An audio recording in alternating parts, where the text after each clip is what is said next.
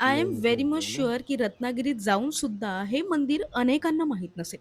रत्नागिरी जिल्ह्यातील कशेरे गावाच्या निसर्गरम्य परिसरात जयगड किल्ल्यापासून अवघ्या 6 आणि गणपतीपुळेपासून फक्त 13 किलोमीटर अंतरावर बसलेलं जयविनायक मंदिर.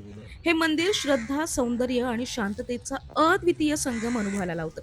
कोकणच्या हिरव्यागार डोंगर रांगांमध्ये बसलेलं हे ठिकाण फक्त धार्मिक स्थळ नसून मनाला प्रसन्न करणारं आध्यात्मिक विश्रांती स्थान आहे.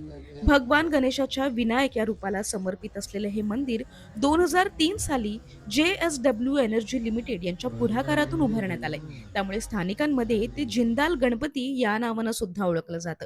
आधुनिक बांधकाम शैली आणि पारंपरिक श्रद्धा यांचा सुंदर मेळ या मंदिरात पाहायला मिळतो. मंदिराभोवती सुबकपणे विकसित केलेले हिरवेगार उद्यान, स्वच्छ दगडी पायवाटा आणि मंदिराच्या गाभाऱ्यात शिरताना मुख्यद्वाराजवळ असलेले हे मूषक आपलं लक्ष वेधून घेतात.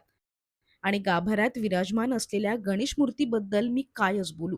तुम्हाला बघूनच समजेल की मनाला शांत, प्रसन्न आणि समाधान देणारी मूर्ती एवढी सुंदर आहे. या मूर्तीच्या दर्शनानं मनातील अस्वस्थता जणू दूरच होते.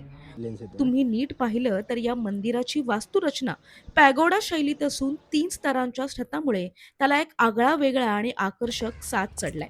मंदिराच्या आजूबाजूला येथे वाहणारी मंद झुळूक लेन्स आणि येतो ना? पक्ष्यांचा किलबिलाट यामुळे मनाला आणखीनच शांतता मिळते. संध्याकाळी या मंदिराची रोषणाई सुरू होते आणि प्रकाशात न्याहाळलेलं हे देवस्थान जणू स्वर्गीय भासतं असं आम्हाला समजलं. पण आम्ही दिवसा गेलो होतो, त्यामुळे आम्हाला काही ते पाहायला मिळालं नाही. पण तुम्हाला जमत असेल तर संध्याकाळच्या वेळी जाण्याचा नक्कीच प्रयत्न करा. आणि कोकणात फिरताना अध्यात्म, निसर्ग आणि वास्तुकलेचा अनोखा संगम अनुभवायचा असेल तर जय विनायक मंदिराला भेट नक्की द्या. आणि हो, असेच आणखीन व्हिडिओ पाहण्यासाठी मला फॉलो करायला विसरू नका.